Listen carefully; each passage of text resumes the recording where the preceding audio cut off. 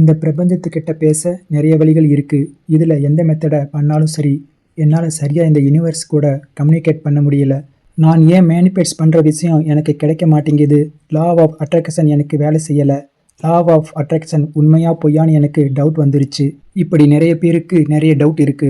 நம்ம சேனல்ல எப்பவுமே சொல்ற ஒரு விஷயம், நீங்க இந்த பிரபஞ்சத்துக்கிட்ட எப்படி கேட்குறீங்க, என்ன மாதிரியான வார்த்தைகளை யூஸ் பண்றீங்க, என்ன மாதிரி வைப்ரேஷன் நீங்க கேட்கும் போது வெளிப்படுதுங்கிறத ரொம்ப முக்கியமான விஷயங்கிறத நான் நிறைய தடவை சொல்லியிருக்கேன். நம்ம பாசிட்டிவாக பேசுறது எந்த அளவுக்கு முக்கியமோ அதை விட முக்கியமானது நம்ம நெகட்டிவ் வார்த்தைகளை பேசாமல் இருக்கிறது. நிறைய பேர் மேனிஃபெஸ்டேஷன் பண்ணுற ஒரு தப்பு என்னன்னா, அவங்களுக்கு என்ன வேணுமோ அதை கேட்காம அவங்களுக்கு என்ன வேணாமோ அதை சொல்லித்தான் மேனிஃபெஸ்ட் பண்ணுறாங்க.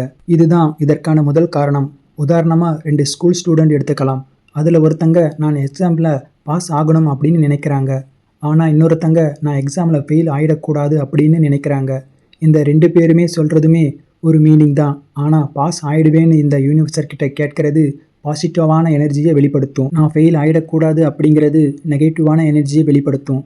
அப்படி பார்த்தா பாஸ் ஆகிடணும்னு சொல்லி கேட்கறது தான் கரெக்டான முறை. நாம் யூனிவர்ஸ் கிட்ட கேட்கும் போதோ அல்லது யூனிவர்ஸ் கிட்ட பேசும்போதோ நம்ம என்ன மாதிரியான வார்த்தைகளை பயன்படுத்தக்கூடாதுங்கிறத பற்றி தான் பார்க்க போகிறோம். ஒரு 3 வார்த்தைகள் இருக்குது. இந்த 3 வார்த்தைகளையும் நீங்கள் தப்பி தவறி கூட இந்த யூனிவர்ஸ் கிட்ட பேசும்போது யூஸ் பண்ணிடாதுங்க. ஏன் யூஸ் பண்ணக்கூடாது, அப்படி யூஸ் பண்ணால் என்ன நடக்குங்கிறத நான் தெளிவாக சொல்லிடுறேன். நீங்கள் எப்படி உங்களுக்கு தேவையான விஷயத்த கரெக்டாக கேட்கணுங்கிறதையும் நான் சொல்லிடுறேன். அதுக்கு முன்னாடி இது வரைக்கும் நீங்கள் நம்ம சேனலை சப்ஸ்கிரைப் பண்ணலைன்னா மறக்காமல் சப்ஸ்கிரைப் பண்ணிக்கோங்க. இந்த மாதிரியான நிறைய பயனுள்ள தகவல்கள் இனி மிஸ் பண்ணாமல் இருக்க. இந்த 3 வார்த்தைகளையும் நீங்கள் மேனிஃபெஸ்டேஷன் பண்ணுற போதும் இந்த யூனிவர்ஸ் கிட்ட பேசும்போது தான் பண்ணக்கூடாது அப்படின்னு இல்லை. நம்ம தினசரி வாழ்க்கையிலையும் இதை யூஸ் பண்ணாமல் நாம் தவித்திடணும். இதை எந்த அளவுக்கு நம்ம யூஸ் பண்ணாமல் இருக்கிறோமோ அந்த அளவுக்கு நல்லது. இதை நீங்கள் ஃபாலோ பண்ண ஆரம்பிச்சிட்டிங்க அப்படின்னா கண்டிப்பாக உங்கள் வாழ்க்கையில் பெரிய மாற்றத்தை உணர்வீங்க. அண்ட் ஈர்ப்பு விதியை ஈஸியாக உங்கள் வாழ்க்கையில் செயல்படுத்த ஆரம்பிப்பீங்க. முதல் வார்த்தை நினைக்கிறேங்கிற வார்த்தையை நீங்கள் மேனிஃபெஸ்ட் பண்ணும்போது கண்டிப்பாக அவாய்ட் பண்ணிடணும். நான் எக்ஸாம்பிள் பாஸ் ஆகிடுவேன்னு நினைக்கிறேன், எனக்கு நல்ல வேலை கிடைச்சி விடுன்னு நினைக்கிறேன், இந்த மாதிரியான சந்தேகத்தோட நம்ம கேட்கவே கூடாது. ஏன்னா லா ஆஃப் அட்ராக்ஷன், மேனிஃபெஸ்டேஷன் இது எல்லாமே நம் வைப்ரேஷனை பொறுத்து தான் இருக்குது. உங்கள் வார்த்தைகளுக்கு வைப்ரேஷன் இருக்குது, உங்கள் எண்ணங்களுக்கு வைப்ரேஷன் இருக்குது, உங்கள் உணர்வுகளுக்கு வைப்ரேஷன் இருக்குது. அதனால் நம்ம மேனிஃபெஸ்ட் பண்ணும்போது எந்த வார்த்தையை பேசணும், எந்த வார்த்தையை பேசக்கூடாது அப்படிங்கிறது ரொம்ப முக்கியம். சரி, நான் ஏன் நினைக்கிறேன் அப்படின்னு சொல்லக்கூடாது அப்படின்னு நினைக்கிறீங்களா? எனக்கு ஒரு விஷயம் வேணும், அது எனக்கு கிடைச்சிருச்சுன்னு நினைக்கிறேன், அதில் என்ன தப்பு இருக்குது அப்படின்னு நீங்கள் கேட்கலாம். மேனிஃபெஸ்டேஷன் முதல் விஷயமே நம்ம நினச்ச விஷயம் நமக்கு ஏற்கனவே கிடைச்ச மாதிரி நாம் உணரணும். அப்போ நினைக்கிறேன் அப்படின்னு நீங்கள் சொன்னீங்கன்னா யூனிவர்ஸ் கிட்ட அதுக்கு தகுதியான ஆள் இல்லை அப்படின்னு, உங்கள் மேலே ஒரு முழுமையான நம்பிக்கை இல்லை அப்படின்னு உங்கள் ஆள் மனசுக்கிட்ட நீங்கள் உங்களை அறியாமலே சொல்கிறீங்க. இதனால் உங்களுக்கு கிடைக்குமோ கிடைக்காதோ அப்படிங்கிற ஒரு சந்தேகம் வரும். சந்தேகம் இருந்தாலே அந்த மேனிஃபெஸ்டேஷன் உங்கள் ரியாலிட்டியாக மாறுவது கொஞ்சம் கஷ்டம். நினைக்கிறேன் அப்படிங்கிறது ஒரு முழுமையான வார்த்தை கிடையாது. முழுமையான வார்த்தைகளுக்குத்தான் வைப்ரேஷன் அதிகமாக இருக்கும். நீங்கள் உங்கள் எண்ணங்களை மேனிஃபெஸ்டேஷன் மூலமாக ரியாலிட்டியாக மாற்றுறீங்க. அப்போது எந்த ஒரு முழுமையை பெறாத வார்த்தையை நீங்கள் யூஸ் பண்ணக்கூடாது.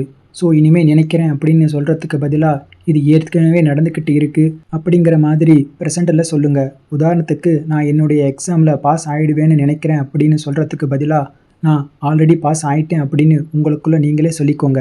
2வது வார்த்தை, அதாவது மேனிஃபெஸ்டேஷன் விசுவலைசேஷன் டெக்னிக்ஸ் பண்ணும்போது இப்போ நீங்கள் எதை மேனிஃபெஸ்ட் பண்ணுறீங்களோ அந்த விஷயம் நடக்குது இருக்கிற மாதிரி நீங்கள் விசுவலைசேஷன் பண்ணணும். அப்படி இருக்கும்போது எனக்கு இது வேணும் அப்படி நீங்கள் சொல்லும்போது அது வருங்காலத்தை குறிக்குது, நடக்காத விஷயத்தை குறிக்குது. இதனாலேயே அது நடக்கிற விஷயமா நீங்கள் பார்க்கலைங்கிறது அர்த்தமாகும்.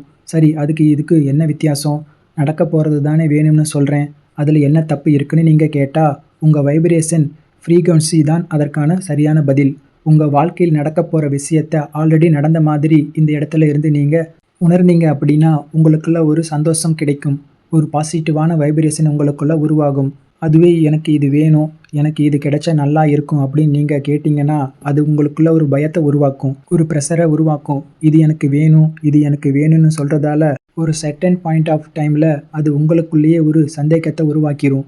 உங்கள் சப்கான்ஷியஸ் மைண்டில் எனக்கு வேணும், எனக்கு இது வேணும்னு ப்ரோக்ராம் பண்ணதுனால இது உங்களுக்கு கிடைக்காம போயிடுமோ அப்படிங்கிற ஒரு மென்டல் ப்ரெஷரை உங்களுக்குள்ளே உருவாக்கும். ஏன் இது நடக்கலைன்னு சொல்லி அது உங்களுக்குள்ள ஒரு நெகட்டிவ் வைப்ரேஷனை உருவாக்கி நீங்கள் என்ன மேனிஃபெஸ்ட் பண்ணுறீங்களோ அது நடக்காமல் போகிறதுக்கான வாய்ப்பு அதிகமாகும். எனக்கு இது வேணும் அப்படின்னு சொல்கிறதுக்கு பதிலாக என்கிட்ட ஆல்ரெடி இருக்குன்னு நீங்கள் சொல்கிறது மட்டும் இல்லாமல் அதை உண்மையாகவே உணரணும். இந்த மாதிரி நீங்கள் பண்ணாலே உங்கள் சப்கான்ஷியஸ் மைண்டுங்கிறது அப்போ ஆட்டோமேட்டிக்காகவே அதுக்கு ஏற்ற மாதிரி ப்ரோக்ராம் செய்யப்படும்.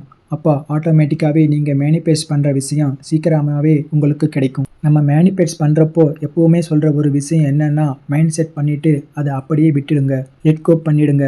உங்கள் ஆசைகளை இந்த பிரபஞ்சத்துக்கிட்ட முழுமையாக சரண் அடைஞ்சிட்டு உங்கள் வேலையில் பார்க்க ஆரம்பிங்க அப்படின்னு சொல்லி இருப்போம். ஆனால் இதுவே இந்த இடத்துல எனக்கு வேணும்னு நீங்கள் திரும்ப திரும்ப ஒரு ப்ரெஷரை கொடுக்கறதால அது அந்த இடத்துல நிச்சயமாக வேலை செய்யாது. ஏன்னா நீங்கள் அதையே தான் பிடிச்சிக்கிட்டு இருப்பீங்களே தவிர அதுக்கான வேலைகளை செய்ய மாட்டீங்க. இதனால் மேனிஃபெஸ்டேஷன் செய்கிற விஷயம் நமக்கு கிடைக்குங்கிற நம்பிக்கை குறைய ஆரம்பிக்கும். இந்த யூனிவர்ஸ் மேலே உள்ள நம்பிக்கையும் குறைய ஆரம்பிக்கும். ஸோ உங்களுக்கு என்ன வேணுமோ அது ஆல்ரெடி உங்ககிட்ட இருக்கிற மாதிரியே விசுவலேஷன் பண்ணுங்கள். பிரபஞ்சத்துக்கிட்ட முழுமையாக சரணடையுங்க. கண்டிப்பாக நீங்கள் நினச்சது உங்களுக்கு கிடைக்கும். அடுத்தது 3வது வார்த்தை பட். அதாவது ஆனால் எனக்கு வேறு கம்பெனிக்கு போய் என் லைஃப் அடுத்த கட்டத்துக்கு கொண்டு போகணும்னு ஆசை. ஆனால் அங்கே போனால் எனக்கு இதெல்லாம் சரியாக அமையுமான்னு தெரியலை. எனக்கு என் லைஃப்பில் ஹாப்பியாக வாழணும்னு ஆசை. ஆனால் எனக்குள்ளே கொஞ்சம் பயமாக இருக்குது. புதுசாக ஒரு பிஸ்னஸ் ஆரம்பிக்கணும்னு ஆசை. நான் அதில் லாஸ் ஆகிடுவேன்னு எனக்கு பயமாக இருக்குது. இப்படி நமக்கு வேணுங்கிற விஷயத்துக்கு பதிலாக ஆனால் அப்படிங்கிற வார்த்தையை நம்மளை பல பேர் அடிக்கடி பயன்படுத்துகிறாங்க. ஸோ உங்ககிட்டயுமே இந்த பழக்கம் இருந்துச்சுன்னா அதை இப்போவே தூக்கி போட்டுடுங்க. சரி, ஏன் பட் அப்படிங்கிற வார்த்தையை நம்ம யூஸ் பண்ணக்கூடாதுன்னு கேட்டால், பட் அப்படிங்கிற வார்த்தை நம்ம மைண்ட் செட்டில் ஒரு லிமிட்டேஷனை கொண்டு வந்துடும். நீங்கள் ஆசைப்படுற விஷயங்களை லிமிட் பண்ணிடும். என்கிட்ட சரியாக பணம் இல்லை, என்கிட்ட சரியான நாலேஜ் இல்லை, அதனால் என்னால் எந்த விஷயமும் பண்ண முடியலை அப்படின்னு சொன்னால் நீங்கள் எப்போவுமே உங்கள் ப்ராப்ளம் மேலே தான் ஃபோக்கஸ் வச்சுருக்கீங்கன்னு அர்த்தம். ஏன் என்கிட்ட பணம் இல்லை, எப்படி சம்பாதிக்கிறது, சம்பாதிக்கிறதுக்கான வழிகள் என்ன, ஏன் என்கிட்ட பிஸ்னஸ் பற்றின நாலேஜ் இல்லை, அது நான் எப்படி வளர்த்துக்கிறது, அதுக்கு நான் என்ன பண்ணணும் அப்படின்னு சரியான சொல்யூஷன் தான் நம்ம தேடணுமே தவிர அதை விட்டுட்டு எனக்கு பிஸ்னஸ் பண்ணணும்னு ஆசை ஆனால் என்கிட்ட காசு இல்லை, எனக்கு படிக்கணும்னு ஆசை ஆனால் அதுக்கான வசதி இல்லை, இந்த மாதிரி காரணங்களை சொல்லவே கூடாது. இந்த மாதிரி நமக்கு எது வேணுமோ அதற்கான சொல்யூஷனை கண்டுபிடிக்க ஆரம்பித்தாலே போதும். நம்ம வாழ்க்கையில் நம்மக்கிட்ட இருக்கிற நிறைய சந்தோஷங்களும் பொய்யான நம்பிக்கைகளும் காணாமல் போயிடும். நீங்கள் ஒரு விஷயத்தை எதனால் பண்ணக்கூடாதுன்னு அப்படின்னு யோசிக்கிறத விட என்ன பண்ணால் அது நம்மளால் பண்ண முடியும் அப்படின்னு யோசிங்க. ஏன்னா நீங்கள் எது மேலே உங்கள் கவனத்தை அதிகமாக வைக்கிறீங்களோ அதுதான் உங்கள் வாழ்க்கையில் அதிகமாகும். நீங்கள் பிரச்சனைகள் மேலே அதிகமாக ஃபோக்கஸ் வச்சா உங்களுக்கு பிரச்சனைகள் தான் அதிகமாகும். சொல்யூஷன் மேலே ஃபோக்கஸ் வச்சா சொல்யூஷன் தானாகவே உங்களை தேடி வரும். ஒரு வேர்ட்ஸ் ஒன்று கேட்டிருப்பீங்க, வாய்ப்பில் இருக்கக்கூடிய கஷ்டத்தை பார்க்கறத விட அந்த கஷ்டத்துலேயும் இருக்கக்கூடிய வாய்ப்புகளை பார்த்தா நம்ம இலக்கை அடையிறத யாராலும் தடுக்க முடியாது. ஸோ இந்த லா ஆஃப் அட்ராக்ஷன் உங்களுக்கு வேலை செய்யணும்னா நீங்கள் எப்போவுமே பாசிட்டிவ் வைப்ரேஷனாக இருக்கிறது ரொம்பவே முக்கியம். இப்போ உங்களுக்கு ஒரு ஆசை இருக்கும், அது எனக்கு வேணும்னு நினைப்பீங்க. அந்த விஷயம் எனக்கு வேணும் ஆனால் அப்படிங்கிற ஒரு வார்த்தையை நீங்கள் சொல்லி பாருங்களேன். ஆட்டோமேட்டிக்காகவே உங்களுக்குள்ள ஒரு நெகட்டிவான ஃபீலிங் தான் வரும். ஸோ உங்ககிட்ட என்ன பிரச்சனைகள் இருந்தாலும் அதுக்கான சொல்யூஷன் என்ன அப்படிங்கிறதுக்கான கேள்விகளை கேளுங்க. ஒரு பிஸ்னஸ் ஆரம்பிக்கணும், அதுக்கு என்ன நாலேஜ் தேவைப்படுது, அதுக்கு நான் என்ன பண்ணணும் அப்படிங்கிற கேள்வியை கேளுங்க. இந்த மாதிரி நீங்கள் செய்கிறப்ப உங்களுக்குள்ள ஒரு நெகட்டிவான வைப்ரேஷன் கிரியேட் ஆகாது. உங்ககிட்ட எது இல்லையோ அதை கண்டுபிடிங்க. அது எப்படி உங்களுக்கு கிடைக்க வைக்கிறதுங்கிறத யோசிங்க. அதுக்கு ஏற்ற மாதிரியான வார்த்தைகளை இந்த யூனிவர்ஸ் கிட்ட பேசும்போது கண்டிப்பாக நீங்கள் மேனிஃபெஸ்ட் பண்ணுற விஷயம் உங்களுக்கு கிடைக்கும். இன்றைக்கி நம்ம பார்த்த இந்த 3 வார்த்தைகளையும் நீங்கள் இந்த யூனிவர்ஸ் கிட்ட பேசும்போதோ இல்லை மேனிஃபெஸ்டில் ஏதாவது ஒரு மெத்தடை ஃபாலோ பண்ணும்போது முடிஞ்ச அளவுக்கு இந்த வார்த்தைகளை அவாய்ட் பண்ண பாருங்கள். நிச்சயமாக உங்கள் லைஃப்பில் நிறைய மாற்றங்கள் உங்கள் வாழ்க்கையில் உணர்வீங்க. ஸோ இன்றைக்கி இந்த வீடியோவில் நம்ம பார்த்த இந்த விஷயங்கள் உங்கள் வாழ்க்கையில் யூஸ்ஃபுல்லாக இருந்திருக்குன்னு நம்புகிறேன். அப்படி யூஸ்ஃபுல்லாக இருந்தால் இந்த வீடியோவுக்கு ஒரு லைக் பண்ணுங்கள், உங்கள் ஃப்ரெண்ட்ஸ் அண்ட் ஃபேமிலிக்கு ஷேர் பண்ணுங்கள். இன்னொரு இதே மாதிரியான ஒரு யூஸ்ஃபுல்லான இன்ஃபர்மேஷனோட உங்களை மீட் பண்ணுறேன். தேங்க்யூ ஃபார் வாட்சிங்.